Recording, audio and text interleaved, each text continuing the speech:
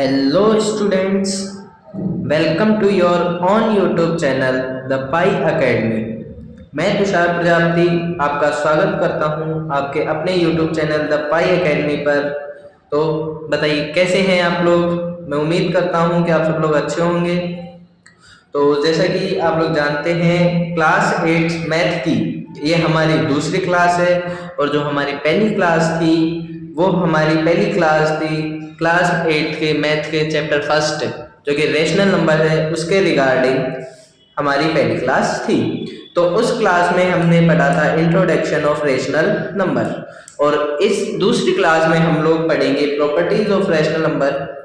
तो properties of rational numbers के बारे में पढ़ने से पहले हम लोग थोड़ा नंबर्स के बारे में पढ़ते हैं और उसके बाद चलेंगे अपने टॉपिक पर। जैसे कि हमारा टॉपिक जो है प्रॉपर्टीज ऑफ रेशनल नंबर्स है, उसके बाद हम उस पर चलेंगे। तो आइए शुरू करते हैं, जानते हैं नंबर्स के बारे में थोड़ा। तो देखो सबसे पहले आते हैं हमारे रेशनल नंबर्स। तो अगर हम बात करें रेशनल नंबर्स की तो रेशनल नंबर्स को क्लासिफाई किया गया है टू टाइप्स में। एक है अपने इंटीजर्स, एक है नॉन इंटीजर्स। सिंपल सा है। तो देखो इंटीजर्स तो हमारे वो नंबर होते हैं जिनमें जो नंबर है पूरे पूरे आते हैं, जैसे 1 2 3 0 -1 -5 -7 -9 जो भी नंबर आप सोच सकते हैं, पूरा पूरा नंबर जो आप सोच सकते हैं वो तो आते हैं हमारे किसमें, इंटीजर्स में। और जो हमारे पॉइंट वाले नंबर होते हैं, जो डेसिमल वाले नंबर्स होते हैं, जो फ्रैक्शनल जो वैल्यूज होती है वो हमारे किस में आती है, नॉन इंटीजर्स में, जैसे 2.5 7.9 9.5 ये सब जो हमारे नंबर्स हैं ये हमारे आते हैं नॉन इंटीजर्स में। तो आइए हम आगे इंटीजर्स को और आगे क्लासिफाई करते हैं। तो हमारे इंटीजर्स भी होते हैं 3 टाइप के। तो इंटीजर्स में हमारा पहला टाइप हो जाता है पॉजिटिव नंबर्स, जिसको नेचुरल नंबर भी बोला जाता है, नेचुरल नंबर। दूसरा होता है हमारा नॉन नेगेटिव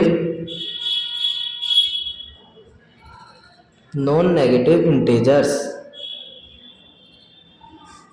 जिनको हम होल नंबर भी कहते हैं। और तीसरा और जो लास्ट होता है वो हमारा होता है नेगेटिव नंबर्स या फिर नेगेटिव इंटीजर्स। ठीक है। तो जैसा कि हमने पढ़ा, पहला होता है हमारा पॉजिटिव इंटीजर्स जिसको हम नेचुरल नंबर्स भी कहते हैं। तो जो हमारे नेचुरल नंबर हैं वो हमारे शुरू होते हैं 1 से, चलते रहते हैं 2 3 4 5 और ऐसे करके ये कहाँ तक जाते हैं, इन्फिनिटी तक। और उसके बाद जो हमारे होल नंबर आते हैं, जो नॉन नेगेटिव इंटीजर्स आते हैं, इसमें वो सारे इंटीजर्स आते हैं जो नेगेटिव नहीं होते। तो इसमें हमारा जो है जीरो भी क्या हो जाता है, इंक्लूड हो जाता है। तो 0 1 2 3 ऐसे करते करते हम कहाँ पहुँच जाते हैं, इन्फिनिटी पर। और आगे है हमारे नेगेटिव इंटीजर्स। तो नेगेटिव इंटीजर्स वो इंटीजर्स है जो हमारे जीरो से क्या होते हैं, छोटे होते हैं। तो इसमें अगर बात करें हम तो ये -1 -2 -3 ऐसे चलते चलते कहाँ तक आते हैं, ये माइनस इन्फिनिटी से। तो इससे हमें एक बात और पता चलती है कि जो नेगेटिव नंबर्स हैं वो माइनस इन्फिनिटी से शुरू होकर कहाँ पे आके ख़त्म होते हैं, -1 पे। और फिर -1 के बाद हमारे शुरू होते हैं नॉन नेगेटिव नंबर्स जो कि हमारे जीरो से शुरू होकर कहाँ तक जाते हैं, इन्फिनिटी तक। तो इस तरह से हमारे जो रियल नंबर लाइन होती है, रियल नंबर लाइन, उस पर इंटीजर्स जो पुट होते हैं वो कहाँ से कहाँ तक होते हैं। जैसे कि ये हमारी रियल नंबर लाइन है और ये बिल्कुल सेंटर में हमारा क्या आता है, 0। इस साइड में हमारे होते हैं पॉजिटिव इंटीजर्स और ऐसे चलते चलते ये कहाँ तक आते हैं, इन्फिनिटी तक आते हैं। और अगर इस साइड में हम बात करें, लेफ्ट साइड में हम बात करें, तो इधर आते हैं -1 -2 -3 -4 और ऐसे चलते चलते ये कहाँ तक जाते हैं, माइनस इन्फिनिटी तक ये जाते हैं। तो इस तरीके से हमें समझ में आ गया जो हमारे रियल नंबर्स होते हैं वो हमारे कहाँ से कहाँ तक होते हैं, माइनस इन्फिनिटी से प्लस इन्फिनिटी तक हमारे कैसे नंबर्स होते हैं, हमारे रियल नंबर्स होते हैं। तो ये थी बात थोड़ी नंबर्स के बारे में, और अब हम आगे बढ़ेंगे हमारी प्रॉपर्टीज ऑफ रैशनल नंबर्स। तो प्रॉपर्टीज ऑफ रैशनल नंबर्स में जो पहला नाम आता है, जो पहली प्रॉपर्टी आती है, वो आती है तो प्रॉपर्टीज ऑफ रेशनल नंबर्स। तो इसमें हमारी जो पहली प्रॉपर्टी आती है वो आती है क्लोजर प्रॉपर्टी।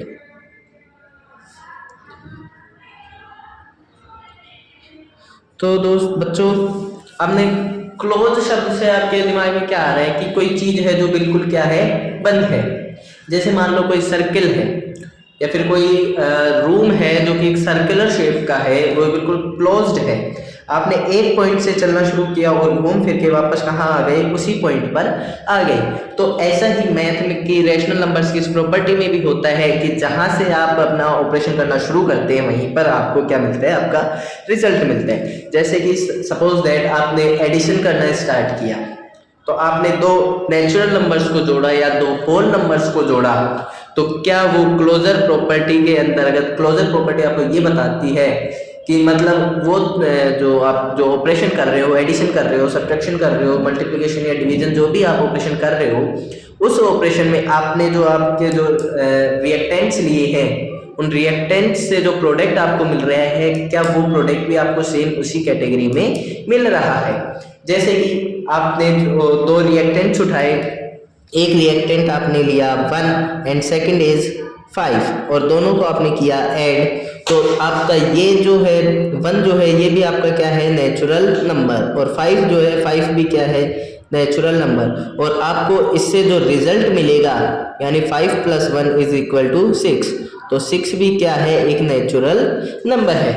तो एडिशन ऑफ रेशनल नंबर्स, तो इससे आप लोग क्या समझते हैं कि एडिशन ऑफ रेशनल नंबर्स जो होते हैं वो क्या होते हैं, क्लोजर प्रॉपर्टी को फॉलो करते हैं। यानी कि अगर हम जो रेशनल नंबर्स हैं उनका सम अगर हम करते हैं तो वो कैसे आते हैं, नेचुरल नंबर का सम अगर हम करें तो हमारा कैसा आंसर हमारे पास आता है, हमारे पास नेचुरल नंबर ही आंसर में आता है। इसलिए जो नेचुरल नंबर का जो सम होता है वो हमारा क्या करता है, क्लोजर प्रॉपर्टी को फॉलो करता है।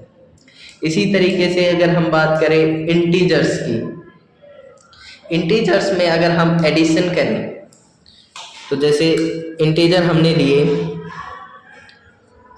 We add -5 + 1, if we do that, तो ये हमारे हो गए नेगेटिव इंटीजर्स और ये हमारे हो गए पॉजिटिव इंटीजर्स। और हमने जब इनको सम किया, तो जब हमने इसका सम किया तो हमारे पास आया आंसर -4, जो कि हमारा क्या है, एक नेगेटिव इंटीजर्स। तो हमने जैसे कि आपको पता है कि हमने यहाँ पर दो नेचुरल नंबर्स का सम किया, तो हमें आंसर में क्या मिला, नेचुरल नंबर्स। उसी तरह यहाँ पर भी हमने क्या किया, दो इंटीजर्स का सम किया, तो हमें आंसर में क्या मिला, एक इंटीजर हमें मिला। तो इसी तरीके से आगे हम बात करते हैं सब्ट्रैक्शन की। ये हमने बात की एडिशन की, आगे हम बात करते हैं सब्ट्रैक्शन की कि जो सब्ट्रैक्शन है क्या वो इस रूल को फॉलो करता है, क्या वो क्लोजर प्रॉपर्टी को फॉलो करता है। तो आइए देखिए,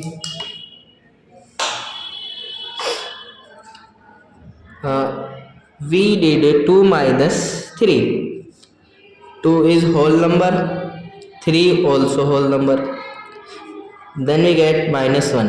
तो -1, तो हमारा 2 भी होल नंबर है और 3 भी होल नंबर है, लेकिन हमारा -1 क्या है, इंटीजर है। तो हम क्या कह देंगे कि जो हमारा जो सब्ट्रैक्शन नाम का जो ऑपरेशन हमारा है वो क्या नहीं करता, हमारा इसको फॉलो नहीं करता, सब्ट्रैक्शन में क्लोजर प्रॉपर्टी नहीं होती। तो अगर हम इसमें बात करें तो हम कह सकते हैं एडिशन ओबे क्लोजर प्रॉपर्टी। लेकिन यहाँ हम क्या लिखेंगे, सब्ट्रैक्शन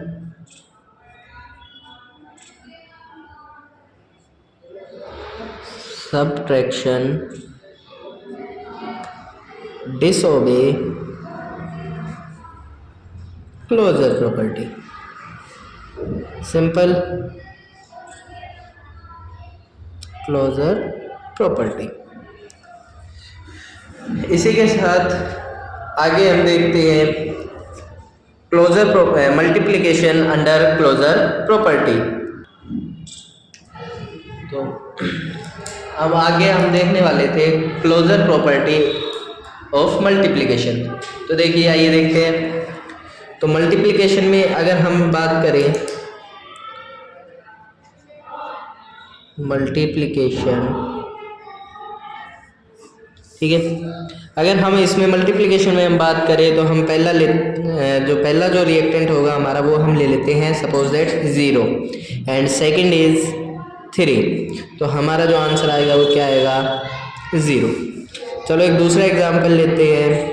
इसमें हम लेते हैं 9 और दूसरा लेते हैं 8। तो 9 8 ज़ा 72। तो देखिए दोस्तों, ये भी एक क्या है, होल नंबर, और ये क्या है, ये भी एक होल नंबर है, और 0 जो हमारा प्रोडक्ट आया वो भी क्या है, हमारा होल नंबर।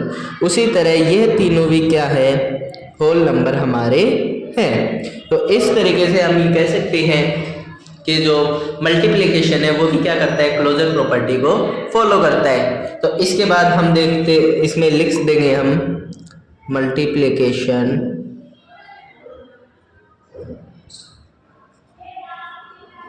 मल्टीप्लिकेशन ओबे क्लोजर प्रॉपर्टी।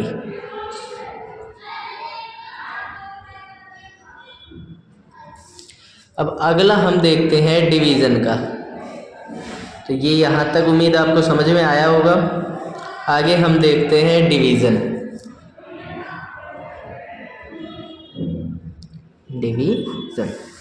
तो देखिए, अब डिवीज़न इसको फॉलो करता है या नहीं करता वो देखने के लिए हम करते हैं दो नंबर्स को डिवाइड।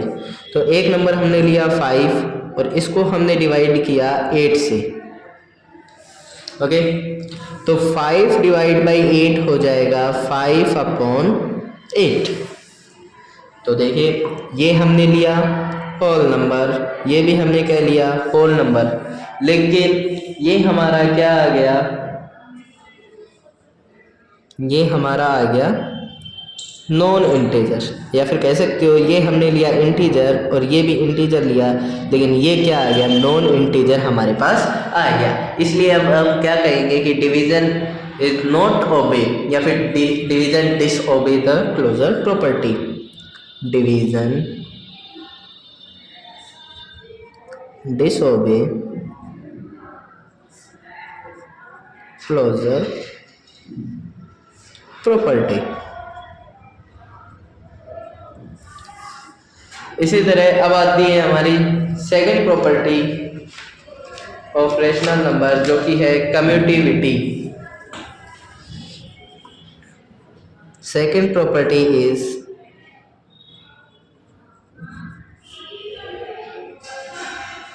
कम्यूटेटिविटी। ओके, तो इसमें सबसे पहले हम चेक करते हैं कि एडिशन कम्यूटेटिव है या नहीं है। तो सबसे पहले अगर बात करें कम्यूटेटिव की, तो कम्यूटेटिव होता क्या है, कम्यूटेटिव वो होता है जो क्रम के साथ यानी ऑर्डर के साथ हम्बल रहता है, विनम्र रहता है। जैसे कि हम a प्लस बी करें तो भी हमारे पास आंसर क्या आए, C आए, और अगर हम b प्लस a करें तो भी हमारे पास क्या आंसर आए, C आए। यानी हमारा a प्लस बी किसके बराबर रहे, b प्लस a के बराबर रहे। उससे हमें क्या पता चलता है कि हम अगर हमारे रिएक्टेंट्स के ऑर्डर को चेंज करते हैं तो भी हमारे प्रोडक्ट में, हमारे आंसर में क्या नहीं मिलता, कोई फर्क या कोई अंतर या कोई चेंज हमें नहीं मिलता। तो आइए देखते हैं कि जो एडिशन ऑफ प्रोडक्ट है या फिर एडिशन ऑफ नंबर्स जो है, क्या वो कम्यूटेटिव होता है या नहीं होता। तो आइए देखिए, हम प्लस करते हैं 2 + 4 इज इक्वल टू 6। अगर हम इसका ऑर्डर चेंज कर दें, हम ऑर्डर रिपीट कर दें या फिर हम कर दें इसको 4 + 2 कर दें तो भी हमारे पास आंसर क्या आएगा, 6 आएगा। तो इसलिए हम क्या कह सकते हैं, यस एडिशन इज कम्यूटेटिव।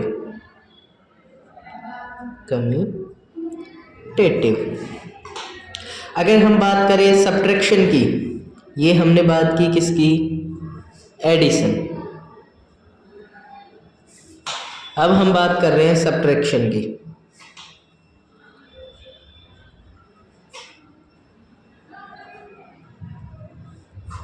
तो देखिए सब्ट्रैक्शन में अगर हम ये रूल फॉलो करते हैं तो देखिए क्या होता है। मान लो हमने लिया 5 - 3, तो हमारा जो आंसर है वो आया हमारे पास 2। लेकिन अगर हम दूसरा कोई एग्जांपल लेते हैं या फिर इसी एग्जांपल को घुमा के लिखते हैं, जैसे हमने लिखा 3 - 5, तो हमारा आंसर क्या आएगा, -2। तो 2 is not is equal to -2। तो ये जो है, जो सब्ट्रैक्शन जो है ये क्या नहीं कर रहा, हमारा कम्यूटेटिव रूल को क्या नहीं कर रहा, फॉलो नहीं कर रहा। तो हम इसके लिए क्या लिख देंगे, subtraction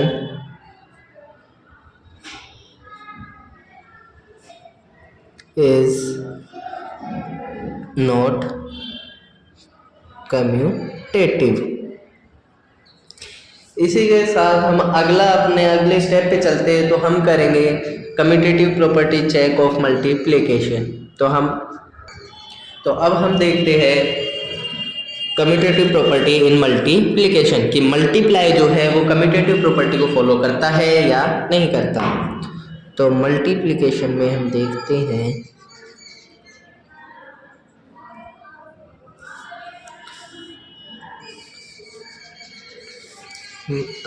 सपोज करो हमने एक एग्जांपल लिया 2 × 4, तो हमारे पास क्या आया, 8। और अगर हमने इसको घुमा के लिखा 4 × 2, तो हमारे पास क्या आया, तो भी हमारे पास आया 8। तो इसका मतलब हम कह सकते हैं 2 × 4 इज इक्वल टू 4 × 2, जो हमारा कितना हो गया, 8 हो गया। तो अब हम इसमें लिख सकते हैं कि यस मल्टीप्लिकेशन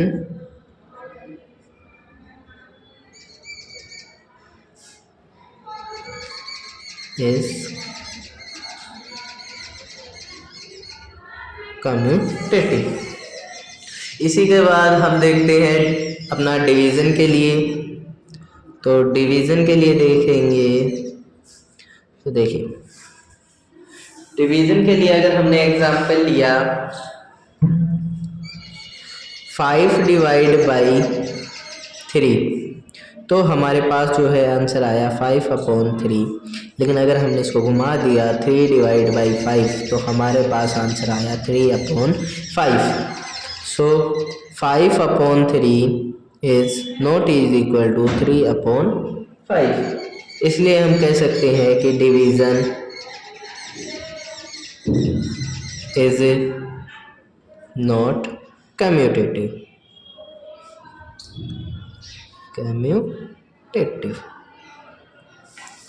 तो इसी के साथ हमने अपनी 2 प्रॉपर्टीज पढ़ ली, एक है क्लोजर प्रॉपर्टी और दूसरी है commutative property.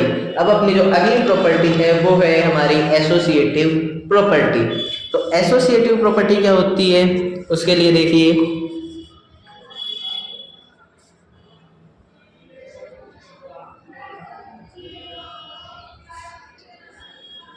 Associative property. Associative property होती है कि जैसे कि हमारे पास 3 नंबर हैं और हम उन पे कोई ऑपरेशन लगा रहे हैं कि सपोज दैट हमने लगाया प्लस, हमने उस पे लगाया प्लस, तो हमने 3 नंबर्स को प्लस किया a + b + c। तो सीधी सी बात है कि हम एक साथ 3 नंबर को प्लस नहीं कर सकते, हम करेंगे कोई भी 2 नंबर को। तो a + b करने के लिए हम क्या कर सकते हैं, a + b + c कर सकते हैं। हम ये कर सकते हैं, हमने बी और प्लस सी कर लिया और उसके बाद हमने क्या किया, उसमें ए को ऐड कर दिया। या फिर हम ये कर सकते हैं कि हमने ए प्लस बी को ऐड कर लिया और फिर उसमें से सी को क्या कर दिया, माइनस कर दिया, वो सॉरी प्लस कर दिया। मतलब एक तो काम हम ये कर सकते हैं ए प्लस बी प्लस सी करने के लिए कि हमने पहले बी प्लस सी किया और उसके बाद बी प्लस सी से जो हमारा आंसर आया उसमें हमने क्या कर दिया, ए प्लस कर दिया। या फिर इसका दूसरा जो मेथड है, दूसरा जो तरीका है वो ये हो सकता है कि हमने पहले ए प्लस बी किया, ए और बी को हमने जोड़ लिया, उनको ऐड कर लिया, उसके बाद हमारा जो रिजल्ट आया, हमारा जो आंसर आया, जो प्रोडक्ट हमारा आया, उसको हमने क्या कर दिया, सी में हमने उसको ऐड कर दिया। लेकिन इससे हमारे आंसर पर कोई फर्क पड़ा या नहीं पड़ा? अगर उस पर कोई फर्क पड़ा तो हमारा जो ऑपरेशन है वो क्या नहीं होगा, एसोसिएटिव नहीं होगा। लेकिन अगर उस पर कोई फर्क नहीं पड़ा, दोनों आंसर हमारे सेम आए, तो हम उसको क्या बोल सकते हैं कि ये क्या कर रहा है, एसोसिएटिव प्रॉपर्टी को फॉलो कर रहा है। तो आइए देखते हैं। जैसे कि हमें ऐड करना है 2 + 3 + 4, हमें क्या करना है, ऐड करना है। तो हमने किया 2 तो हमने क्या किया, पहले 3 + 4 को ऐड कर दिया और इस वाले केस में हमने क्या कर दिया, 2 + 3 को पहले ऐड कर दिया और फिर उसमें क्या कर लिया, हमने 4 ऐड कर लिया। तो इधर से हमारा क्या आएगा, 3 + 4 हमारा क्या हो जाएगा, 7 हो जाएगा और ये हमारा कितना हो जाएगा, 5 + 4 हो जाएगा। तो 2 + 7 हमारा 9 हो गया और 5 + 4 भी हमारा क्या हो गया, 9 हो गया। तो इस वजह से हमारा जो है क्या है, दोनों आंसर हमारे सेम आए हैं। इस वजह से हम क्या कह सकते हैं कि जो एडिशन है, yes, addition is associative, addition is associative. तो यही काम अब हम माइनस के लिए देखते हैं कि क्या हमारा ये minus a minus B minus C is equal to a minus B minus C और a minus B minus C, क्या ये जो हमारा रिजल्ट है ये हमारा प्रूव होता है या नहीं होता? तो इसके लिए हम देखते हैं, एग्जांपल लिख के देखते हैं। हमने लिखा 2 - 3 - 4, यहाँ पर भी हमने सेम लिखा 2 - 3 - 4 हमने यहाँ लिखा और यहाँ पर भी हमने लिखा 2 - 3 - 4 हमने यहाँ पर लिखा। तो देखिए यहाँ पर हमने किया 2 - 3 - 4 हो जाएगा बच्चों, -1 हो जाएगा और इधर 2 - 3 कितना हो जाएगा, ये भी इधर -1 हो जाएगा और माइनस साथ में क्या करना है, 4 माइनस करना है। तो 2 माइनस क्या हो जाएगा, प्लस हो जाएगा और ये आ जाएगा, इसका आंसर आ जाएगा 3 आ जाएगा और इधर -1 - 4 होकर ये -5 हो जाएगा, जो कि दोनों क्या नहीं है, बराबर नहीं है। इसलिए ये हमारा रिजल्ट भी क्या हो जाएगा, प्रूव नहीं होगा और ये रिजल्ट फॉल्स हो जाएगा और हम कह देंगे कि subtraction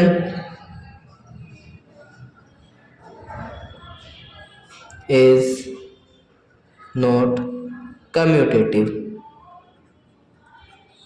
O sorry associative, subtraction is not associative. समझ गए बच्चे?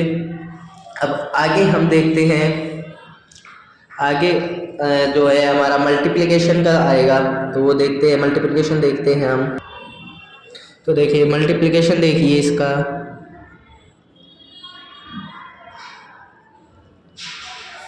मल्टीप्लिकेशन के लिए अगर बात करें कि मल्टीप्लिकेशन एसोसिएटिव होता है या नहीं होता, तो हम इसमें एग्जांपल लेते हैं 2 × 3 × 4। 2 × 3 को हमने पहले कर लिया और फिर उसमें 4 मल्टीप्लाई कर दिया और इधर हमने 2 को अकेला छोड़ दिया, पहले 3 और 4 को मल्टीप्लाई कर लिया। तो क्या हमारा ये आंसर सेम आएगा या नहीं आएगा? तो आइए देखते हैं। 2 × 3 हमारा हो गया 6 और इनटू में आ गया 4 और इधर हमारा 2 ऐसे के ऐसे है और 4 × 3 हमारा हो गया 12। तो 6 × 4 हमारा हो गया 24 और 12 × 2 भी हमारा क्या हो गया, 24 हमारा हो गया। तो हमने क्या मिला हमें कि दोनों क्या है, बराबर हैं। तो इसलिए हम कह सकते हैं कि यस, मल्टीप्लिकेशन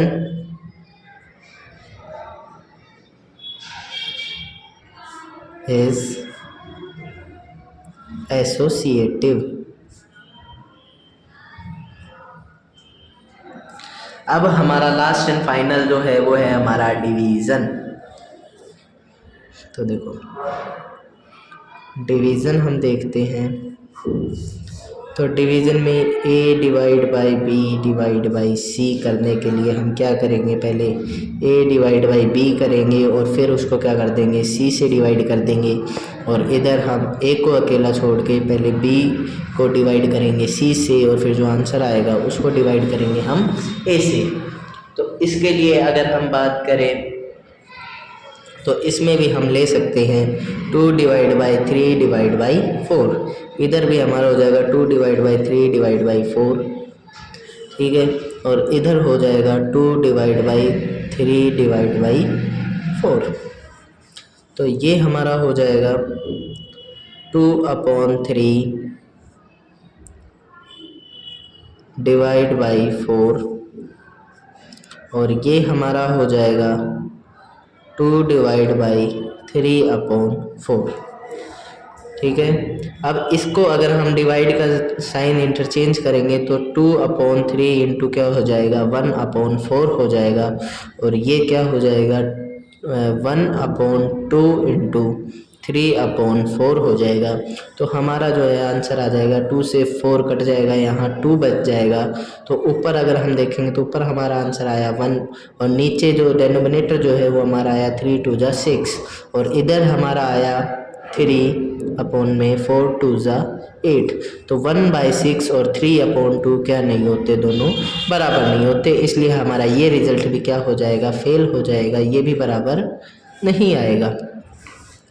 समझ गए। तो अब हम इसमें क्या लिख देंगे, डिवीज़न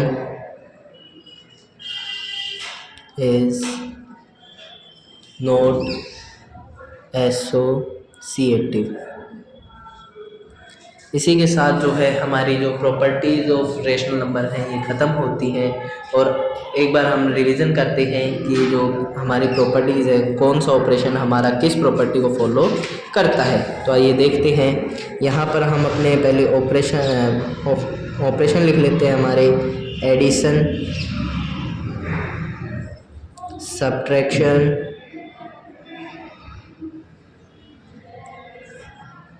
डिवीज़न और मल्टीप्लिकेशन।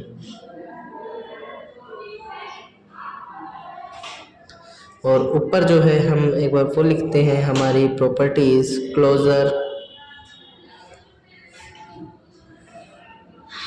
एसोसिएटिव,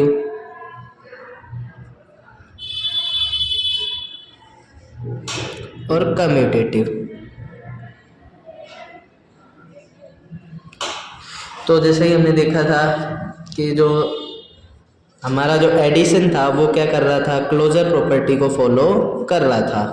एसोसिएटिव प्रॉपर्टी भी इसने फॉलो करी और कम्यूटेटिव प्रॉपर्टी भी इसने क्या करी, फॉलो की। लेकिन जो सब्ट्रैक्शन था वो तीनों ही नहीं कर रहा था, और उसी तरह डिवीज़न भी इन प्रॉपर्टीज़ को क्या नहीं कर रहा था, फॉलो नहीं कर रहा था। लेकिन हमारा मल्टीप्लिकेशन तीनों प्रॉपर्टी फॉलो कर रहा था। इसी के साथ हमारी आज की क्लास होती है ख़त्म, और अगले क्लास में हम मिलते हैं जल्द ही। Thank you and have a nice day.